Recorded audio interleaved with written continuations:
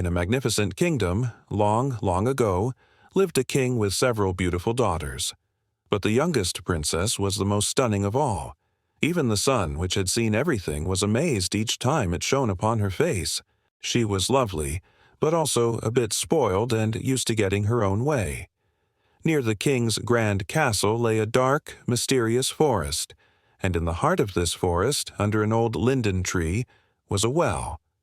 When the weather was warm, the young princess would often go out into the woods and sit by the cool brink of this well.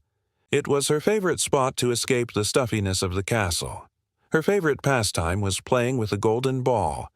She would toss it high into the air and catch it again and again. This golden ball was her most prized possession, a gift from her father, and it shimmered beautifully in the sunlight.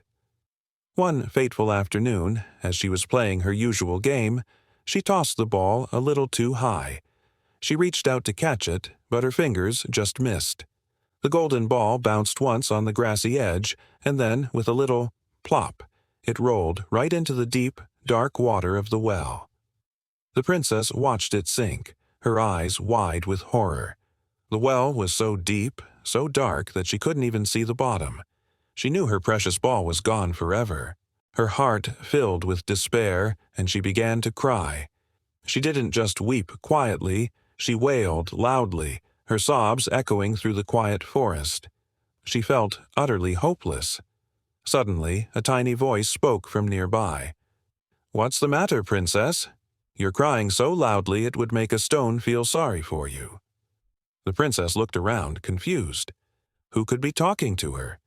She saw nothing but the trees and the well. She peered down toward the water where the voice seemed to come from, and there she saw a frog poking its big, ugly head out of the water.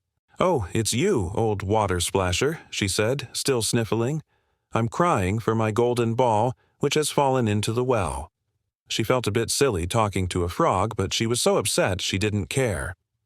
"Well, stop your crying," croaked the frog. "I can help you. I can dive down and get your golden ball. But what will you give me in return if I do?" The princess, overjoyed at the thought of getting her toy back, immediately started making promises. "Whatever you want, dear frog," she exclaimed. "You can have my finest clothes, my pearls and jewels, even the golden crown I'm wearing." The frog shook its head slowly. "Your clothes, your jewels, and your golden crown are nothing to me. But I do want something else. If you will love me, and let me be your companion and playmate, let me sit by you at your little table, eat from your little golden plate, drink out of your little cup, and sleep in your little bed. If you promise me all this, I will go down at once and fetch your golden ball for you." The princess was a bit grossed out by the idea. Share her plate with a slimy frog? Let it sleep in her clean bed? Yuck! But she desperately wanted her golden ball back. So she thought to herself, "What silly promises this frog is asking for. He lives in the water and croaks with other frogs. He can't possibly leave the well and become a real companion." Thinking it was an empty promise she could easily break, she agreed. "Oh, yes," she said aloud. "I promise you all of that. Just please, hurry and bring back my ball."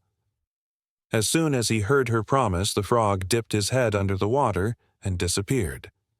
The princess held her breath. A few moments later, he reappeared, with the golden ball right in his mouth. He swam to the edge and tossed it onto the grass. The princess was ecstatic. The moment she saw her beautiful toy, she snatched it up and, without a second thought for the frog, ran off toward the castle. She completely forgot about her promises. "Wait! Wait!" croaked the frog, hopping after her. "Take me with you. I can't run as fast as you can." But his croaking was no use. The princess didn't even look back. She ran all the way to the castle, slammed the heavy door behind her, and completely forgot about the poor frog who had to return, disappointed, to his well. The very next day, the princess was having dinner with the king and all the courtiers. They were all eating from their fine golden plates when, suddenly, they heard a strange noise. Splish, splash, splish, splash. Something was coming up the grand marble staircase. When it reached the top, there was a knock at the door, and a tiny voice called out, "Youngest princess, open the door for me."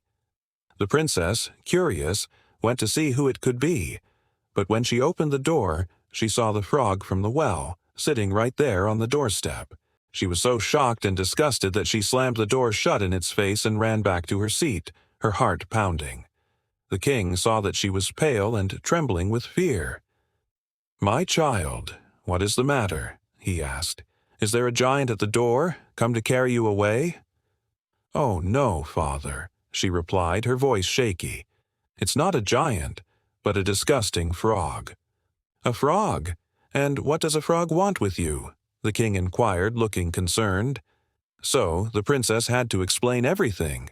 She told him how she had been playing by the well, how her golden ball had fallen in, and how she had promised the frog he could be her companion if he retrieved it.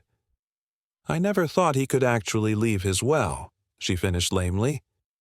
Just then they heard another knock, and the little voice called out again, even more insistently, "Youngest daughter of the king, open the door for me.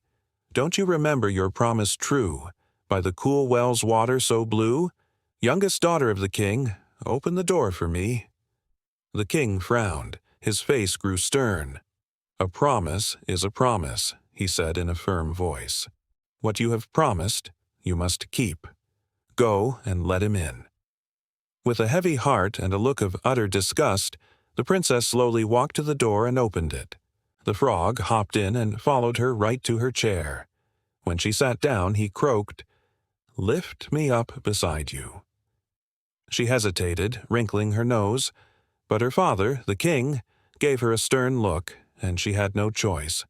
She lifted the cold, slimy frog and placed him on the chair next to her. But the frog wasn't satisfied. Soon he wanted to be on the table. Once he was there, he said, "Now, push your little golden plate nearer so that we can eat together."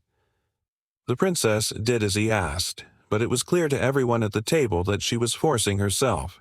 She could barely swallow a bite of her own food, while the frog seemed to enjoy his meal very much. After he had eaten his fill, he said, "I've had enough and now I'm tired. Carry me to your room and let's go to sleep in your little bed." This was the last straw for the princess. The thought of this cold, damp frog sleeping in her beautiful clean bed made her shiver. She started to cry again, feeling miserable and trapped, but her father's voice cut through her tears. He was angry now. "You must not look down on someone who helped you when you were in trouble," he said sternly. "You made a promise, and it is your duty to keep it." There was no arguing with the king. Reluctantly, the princess picked up the frog with 2 fingers, carried him upstairs to her bedroom, and set him down in a corner, as far away from her bed as possible. But when she got into bed herself, the frog hopped over. "I am tired, and I want to sleep as well as you," he croaked. "Lift me up, or I will tell your father." Furious, the princess's patience finally snapped. In a fit of rage, she snatched up the frog and threw him with all her might against the wall. "There, now you will finally be quiet, you horrible frog," she screamed. But as the frog fell to the floor, a magical thing happened. He was no longer a frog. He transformed, right before her eyes, into a handsome prince with kind, beautiful eyes. The princess was speechless, staring in disbelief. The prince stood up and explained that a wicked witch had cast a spell on him, turning him into a frog. The spell could only be broken by a princess who would let him eat from her plate and sleep in her bed. He told her that her actions, despite her anger, had been the final key to breaking the curse. The princess, now full of regret for how she had treated him, saw the kindness in his eyes and felt her heart soften. As he told his story, she began to see him not as a slimy frog, but as the brave prince he truly was. With the king's blessing, the prince asked the princess to be his wife, and she happily agreed. The very next morning, a magnificent carriage drawn by 8 white horses with white ostrich feathers on their heads and golden harnesses arrived at the castle. And inside was the prince's faithful servant, Henry, whose heart had been so full of grief when his master was turned into a frog that he had bound it with 3 iron bands to keep it from breaking. The prince and princess rode away in the carriage to return to his kingdom. As they traveled, the prince heard a loud cracking sound from behind him. He turned and shouted, "Henry, the carriage is breaking." "No, my prince," Henry replied, "it's not the carriage. It is one of the iron bands from my heart, which I bound in my great sorrow. It has snapped, now that I see you are safe and happy." Twice more they heard the cracking sound, and each time it was another iron band breaking from Henry's heart, freeing it from its sadness. The prince and princess lived happily ever after, and the princess never again judged anyone by their appearance. She had learned a valuable lesson, that a promise is a sacred thing, and true beauty lies within. And that's the story of The Frog Prince. It teaches us about keeping our word and the importance of looking past the surface to see the true character of others. What do you think of the princess's transformation? Let me know in the comments below. Thank you so much for joining me on this journey.